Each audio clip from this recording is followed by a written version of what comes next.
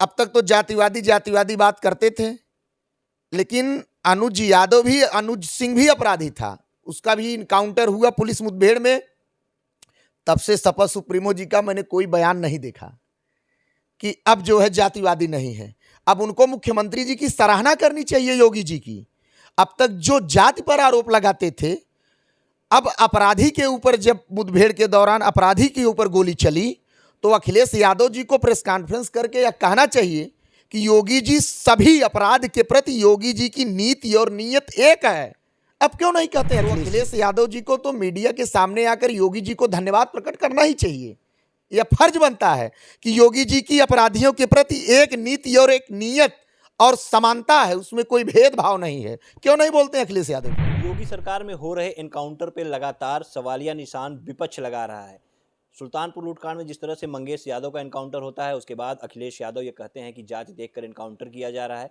उसके बाद अब एक दिन पहले अभी अनुज प्रताप सिंह का एनकाउंटर हो जाता है, जिसमें सपा के नेता लौटन राम प्रसाद ये कहते हैं कि ये भी फेक एनकाउंटर है, सर में सटा करके गोली मारी गई है। और कहीं ना कहीं जिस तरह से बवाल मचा मंगेश यादव के एनकाउंटर को लेकर के, तो उसके बाद सरकार ने जो है अपनी किरकिरी होते हुए देख ये एनकाउंटर किया है। तो हमारे साथ बात करने के लिए इस समय युवा मोर्चा काशी प्रांत के क्षेत्रीय मंत्री हैं पवन पाल जी।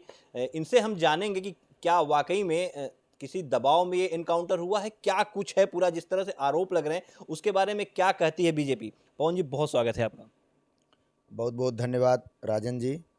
देखिए राजन जी, जहाँ तक मेरा अपना मानना है, अपराधी की कोई जाति नहीं होती। जो व्यक्ति अपराध करता है वह किसी जाति किसी समुदाय का हो सकता है, लेकिन अपराध करना यह गलत है, यह अपने आप में मायने रखता है। इनकाउंटर जो हुए, माननीय हमारे उत्तर प्रदेश के मुख्यमंत्री परम पूज्य आदरणीय योगी आदित्यनाथ जी का पिछली भी सरकार में आपने देखा होगा और इस सरकार में भी, मतलब जो 2022 से 2027 का कार्यकाल है, मुख्यमंत्री जी का सख्त निर्देश है कि किसी भी अपराध को, चाहे वह महिला के साथ हो, चाहे वह किसी व्यापारी के साथ हो, चाहे आम जन मानस के अंदर जहां पर डर पैदा करने का काम कुछ तथाकथित इस तरह के समाज को गंदा करने का काम जो इस तरह की मानसिकता के लोग करते हैं, हम किसी भी सूरत में उनको क्षम्य नहीं करेंगे। उसके बाद भी अपराधी इतने बेलगाम हैं, दिन दहाड़े जो है हत्या कर दे रहे हैं, दिन दहाड़े जो है लूट कर रहे हैं।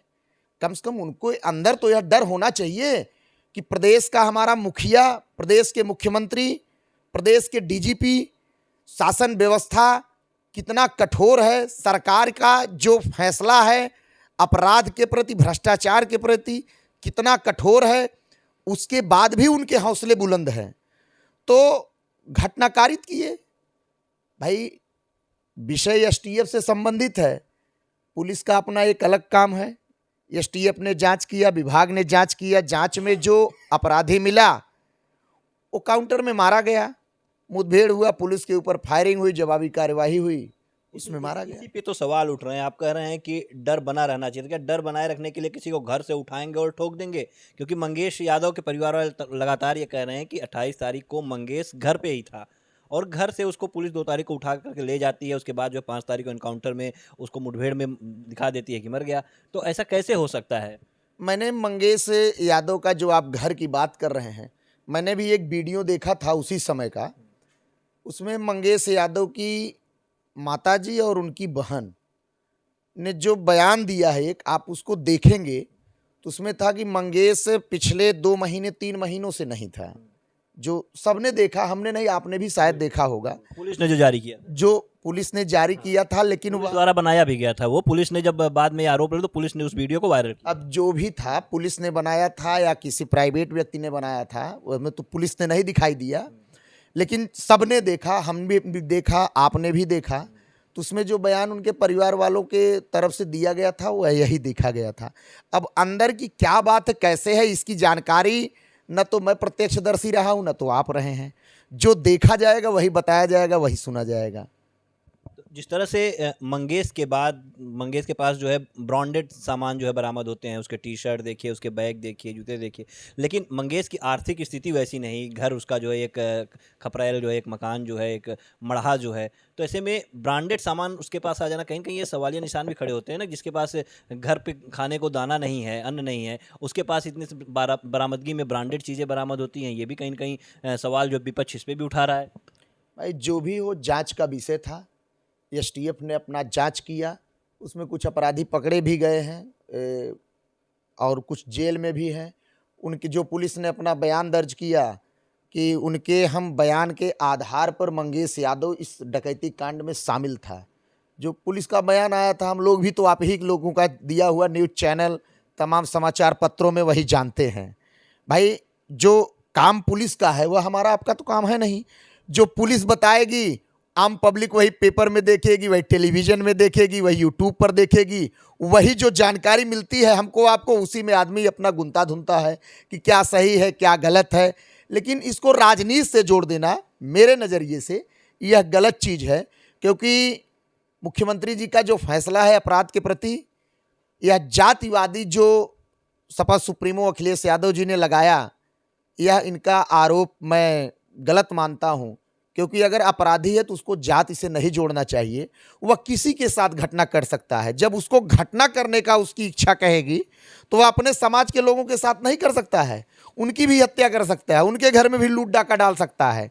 तो यहाँ जातिवाद की बात नहीं होनी चाहिए। सपा के एक नेता हैं लौटन राम निषाद, वो अभी अनुज प्रताप सिंह का एनकाउंटर होता है उस पर भी सवालिया निशान खड़े कर रहे हैं, कह रहे हैं कि ये भी फेक एनकाउंटर है, इसको भी जो है सर में सटा के गोली मारी गई, और लगातार जो है योगी सरकार पे, मुख्यमंत्री पे हमलावर हो रहे हैं, कह रहे हैं भ्रष्ट सरकार है, जांच देख करके वही टारगेट करके लोगों को जो है एनकाउंटर कर रही है, अपनी कमियां छिपा रही हैं। क्या कहेंगे उनके लिए? देखिए भाई, लौटन राम निषाद तो बहुत बड़े ब्रांड नहीं है समाजवादी पार्टी के, हमारी तरह वो भी कार्यकर्ता ही होंगे। लेकिन ठीक है, अगर आप सपा का नेता उनको बता रहे हैं, अखिलेश जी तक तो बात समझ में आती है। इस तरह से तमाम उत्तर प्रदेश में छोट भैया नेता टहल रहे हैं, तो उनके बारे में मैं तो बहुत कुछ नहीं कहूँगा। लेकिन अब तक तो अखिलेश यादव जी हमारे मुख्यमंत्री जी के ऊपर आरोप लगाते थे कि जाति पर केवल टारगेट करते हैं। अगर जाति का ही टारगेट होता, जो अनुज सिंह का इनकाउंटर हुआ है वह भी लूटकांड डकैती में शामिल था, पुलिस मुठभेड़ में उसका भी एनकाउंटर किया गया, तो मैं कैसे हम मान लूं मुख्यमंत्री जी जातिवादी करते हैं। अगर जातिवादी करते तो शायद अनुज का इनकाउंटर नहीं होता। और यहाँ जाति की बात ही नहीं, मैंने पहले भी कहा कि अपराधी की कोई जाति नहीं होती है। ऐसा नहीं है कि अनुज सिंह ठाकुर समाज से थे, वो यादव समाज से थे, तो उनको बचाने का काम किया पुलिस ने।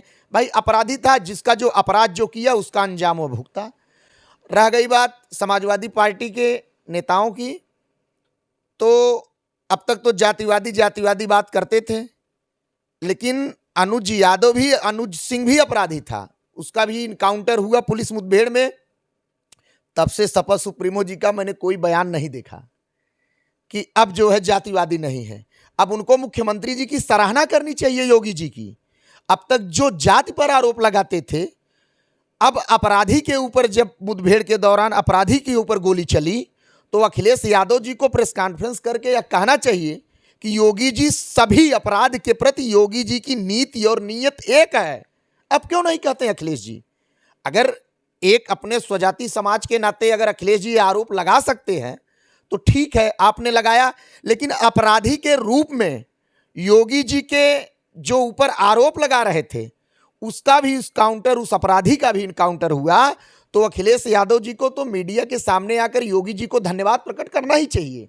यह फर्ज बनता है कि योगी जी की अपराधियों के प्रति एक नीति और एक नीयत और समानता है, उसमें कोई भेदभाव नहीं है। क्यों नहीं बोलते हैं अखिलेश यादव जी? क्या लगता है आपको, अगर मंगेश यादव की जगह अगर कोई और रहा होता तो शायद जो है यादव न रहा होता, तो शायद अखिलेश यादव उस पर ट्वीट भी नहीं करते, कोई आरोप नहीं लगाते, उस एनकाउंटर पर कोई सवाल या निशान खड़े नहीं करते? भाई मुझे तो नहीं लगता। अब जैसा कल अनुज सिंह का इनकाउंटर हुआ है, उस पर अगर अखिलेश यादव जी का कोई बयान नहीं आया है, तो इससे माना जा सकता है कि अगर इस तरह से मंगेश यादव की जगह अगर दूसरा कोई होता तो उस पर चर्चा नहीं करते अखिलेश जी। तो अब क्योंकि चर्चा अगर करना होता तो योगी जी कल धन्यवाद प्रकट कर दिए होते, क्यों नहीं प्रकट किए? क्योंकि योगी जी ने समान रूप से अगर कोई अपराधी है वो अपराध किया है तो उसका सजा वह भुगतेगा। यह योगी जी की जो सोच है, जो विचारधारा है, उस पे सरकार काम कर रही है। बहुत बहुत धन्यवाद हमारे साथ जुड़ने के लिए। पवन पाल जी हैं जिन्होंने बेबाकी से पूरी बात रखी। उन्होंने कहा कि जब अनुज प्रताप सिंह का एनकाउंटर हुआ तो कहीं ना कहीं अखिलेश को इस पे जो है योगी जी को बधाई देनी चाहिए थी, और उनका कोई भी बयान न आना, कुछ भी न बोले जाना कहीं ना कहीं साफ तौर पर इशारा करता है कि इस एनकाउंटर को लेकर के राजनीति चल रही है और कुछ भी नहीं है।